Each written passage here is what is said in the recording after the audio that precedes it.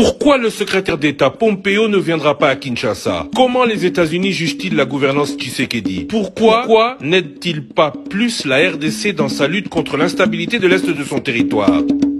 Face à face spécial, ce jeudi, après le journal de 13h30, je reçois Peter Pham, l'envoyé spécial américain dans la région des Grands Lacs.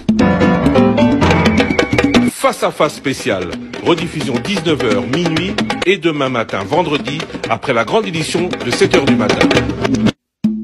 Il en est à sa 3e visite en République démocratique du Congo. Il est notre invité, Monsieur Peter Pham, bonjour. Bonjour. Vous êtes l'envoyé spécial du département d'État américain dans la région des Grands Lacs. 3e visite à Kinshasa pour un partenariat privilégié. Où en sommes-nous?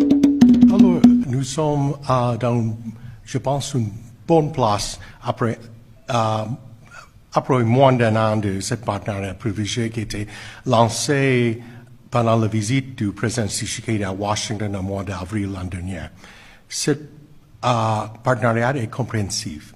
C'est un parti politique, un parti économique, un parti sécuritaire, un parti bonne gouvernance. Et cette relation entre nos deux pays, je pense, avait un bon progrès pendant les derniers mois. Commençons par la partie bonne gouvernance. On a beaucoup parlé de corruption, de lutte contre la corruption. Le président Tshisekedi a même fait de grandes annonces à Washington. Où en est-on? Alors, je pense dans le climat est changé. La mentalité de la tête du gouvernement, le chef d'État, est bien changée.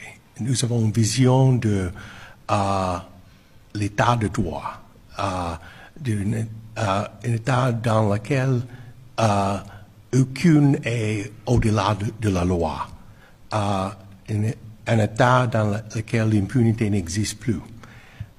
Bien sûr, c'est un chemin à longue durée, mais en même temps, nous avons contesté une volonté de changement, une volonté voulue pour le peuple congolais. Et cette aspiration, les États-Unis est prêt et a déjà apporté l'appui. Pas seulement avec les paroles, bien sûr, mais aussi dans l'assistance technique pour les ministères qui ont les responsabilités de travailler contre ces problèmes. Même pendant sa visite, je cite seulement un seul exemple. J'avais une réunion avec le ministre des Finances et nous avons porté les possibilités d'assistance technique et formation du personnel pour cette lutte contre la corruption. Vous dites, on sent un changement. Quantitativement, à quoi le sentez-vous?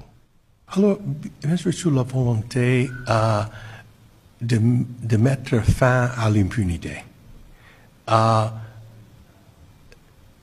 Je puisse dire qu'avant, n'était pas la même mentalité.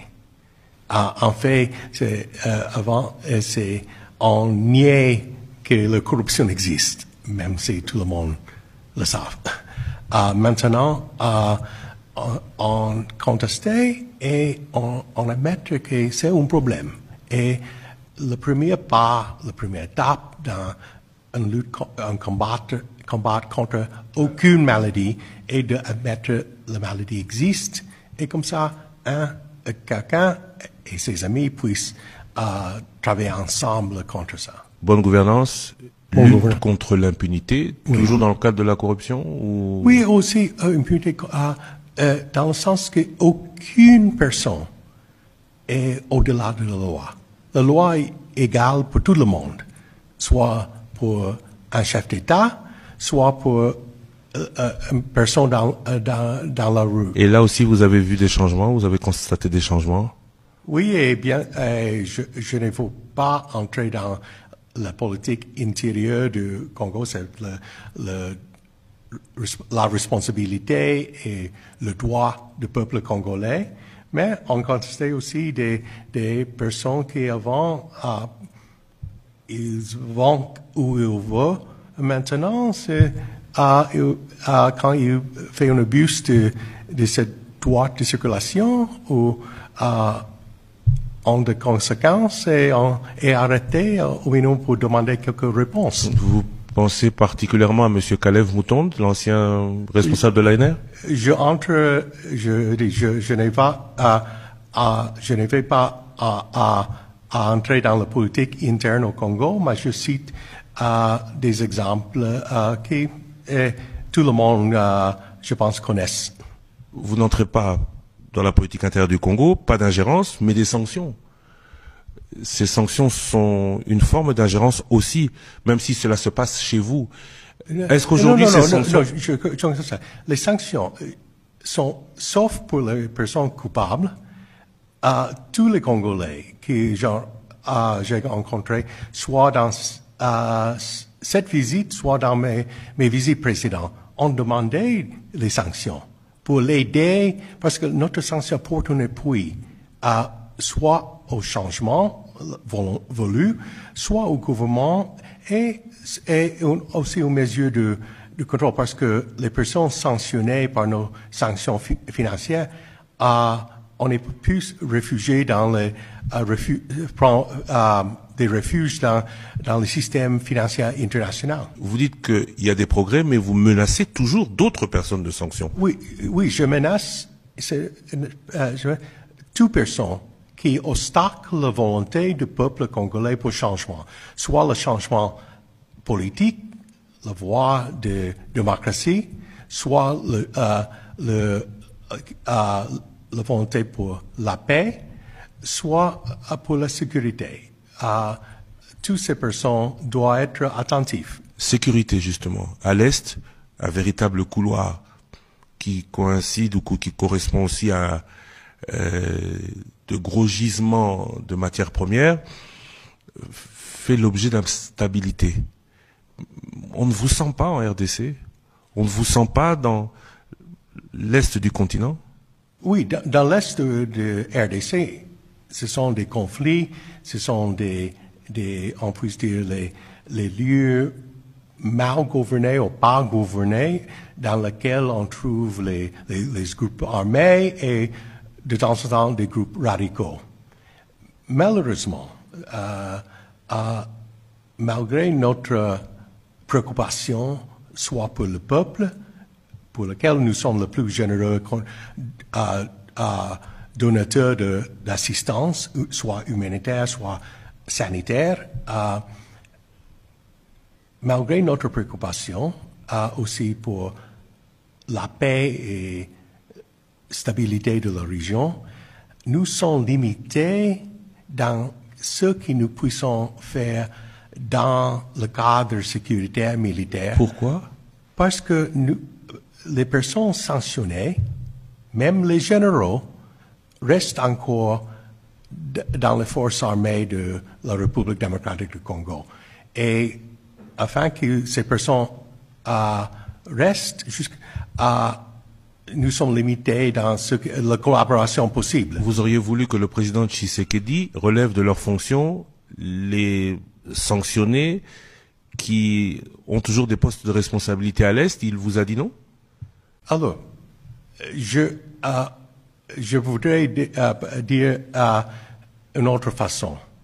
Si ces personnes aiment le propre pays, s'ils veulent la coopération militaire, ils puissent aller en retraite et laissent la place à les autres qui ont les mains polies. Là, vous exonérez le président Tshisekedi de sa responsabilité.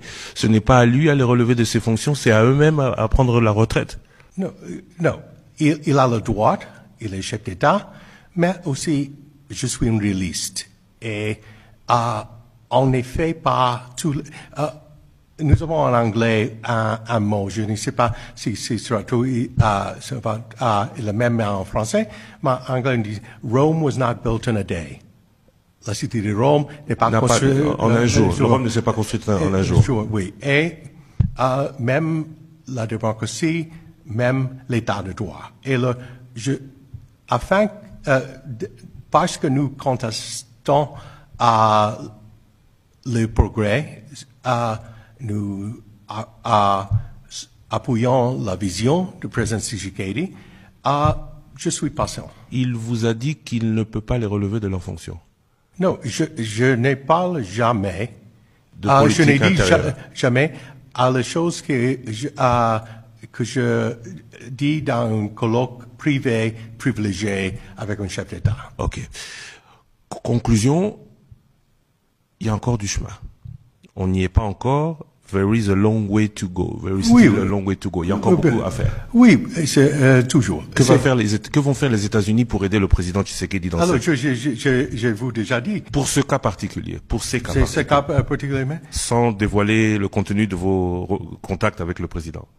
Alors, on sait que nous est très clair, tout le monde, parce que j'ai exprimé publiquement, tout le monde connaît les limitations du droit américain, parce que nous sommes une démocratie et nous avons des lois sur l'assistance militaire et sécuritaire qu'il faut respecter aussi, et tout le monde connaît ce qui doit être fait. Est-ce que tant que tout cela n'est pas fait, même s'il y a eu la signature d'un MOU avec GE, General Electric, valeur estimée avoisinant le $1 milliard, le climat des affaires version américaine ne sera pas meilleur?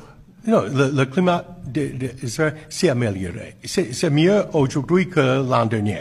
Ok. Et alors, quand c'est le progrès, c'est pourquoi le General Electric est la première compagnie américaine à venir investir dans ces chiffres comme vous avez raconté. Il y en aura d'autres? Il y aura d'autres compagnies? J'espère, mais il faut avoir la lutte continue contre la corruption, le combattre pour un état de droit. Et on constate le progrès, mais il faut encore de plus. General Electric vient du fait du partenariat privilégié ou General Electric vient du fait des opportunités de la RDC? Non, le partenariat privilégié est compréhensif, comme je l'ai dit. Alors, le General est venu cherchant l'opportunité, bien sûr, mais quand il commence le travail, il faut du financement. Et à la fois, nous avons de grands programmes, le nouveau agence Development Finance Corporation et les autres qui puissent aider dans le financement des projets. General Electric, sur ce projet, est appuyé par ces agences-là? Non, tous les sociétés américaines qui cherchent d'aller au-delà des États-Unis, surtout en Afrique, ont l'appui du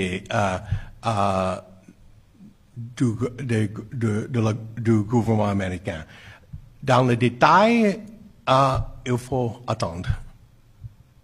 Donc, vous ne pouvez rien nous annoncer de plus que General Electric pour le moment?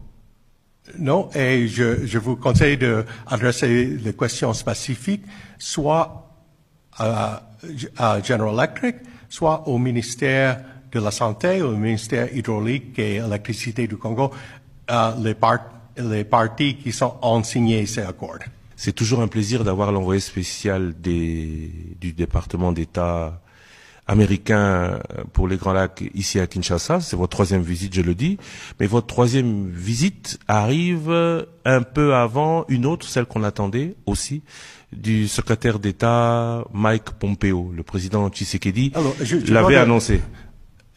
Nous ne les avons pas annoncés. Ces visites n'étaient pas annoncées par le département d'État. Le président Tshisekedi pourtant l'avait parlé, donc il en avait été question quelque part. Ce n'est pas annoncé officiellement. Et la raison que nous attendons toujours avant d'annoncer les choses, parce que le secrétaire d'État, on doit consister, le secrétaire d'État, le ministre des Affaires étrangères des États-Unis, et il y a beaucoup de réclames sur ces temps, et on changeait, à fois on change le jour avant. Alors, on doit être tous. Mais, malheureusement, le temps disponible pour le voyage en Afrique, son premier chef de notre diplomatie, était accroché. Et il faut faire des choix. Le choix n'est pas contre le Congo, parce que c'est notre appui au gouvernement Tshisekedi a changé, je ne serai pas ici. Et je ne me mets pas devant les micros pour dire notre appui est ici, parler de partenariat. Mais il faut, de temps en temps, faire le choix. Et à ce moment, le secrétaire a jugé que l'Angola, votre voisin, est dans un moment très critique dans la lutte contre la corruption là, avec les poursuites de la famille de l'ex-président. Et c'est pourquoi nous avons porté en jugé plus important à cette étape de porter l'appui des États-Unis. Mais je voudrais ajouter que notre partenariat est une chose continue. Vous avez noté que c'est ma troisième visite en tant qu'envoyé spécial. Je suis venu avant, autrefois, mais un titre privé. Mais troisième visite en tant qu'envoyé spécial. Notre ministre de la Santé, il est venu.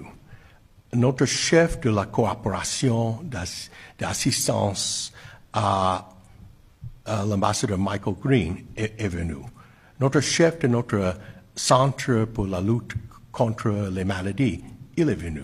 Alors, notre ambassadeur itinérant pour la lutte contre le trafic en êtres humains, il est venu. Alors, c'est un rythme continu et nous sommes heureux que nous avons le privilège aussi de donner le bienvenue au président Tshisekedi 3 fois aux États-Unis depuis président Tshisekedi. Oui, président Tshisekedi depuis le début de son mandat.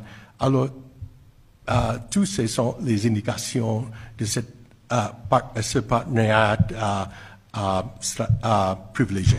Il n'y a pas comme une sanction derrière le non-passage par Kinshasa. Il va au Sénégal, on peut le comprendre.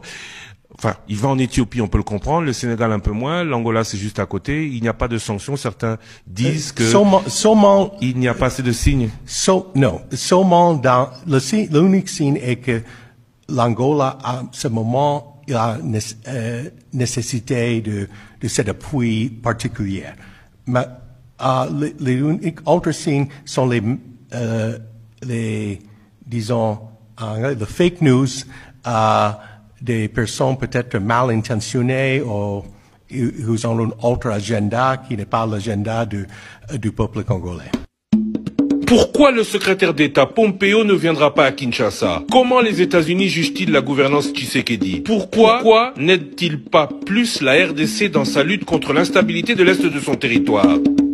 Face à face spécial, ce jeudi, après le journal de 13h30, je reçois Peter Pham, l'envoyé spécial américain dans la région des Grands Lacs. Face à face spécial, rediffusion 19h, minuit et demain matin, vendredi, après la grande édition de 7h du matin.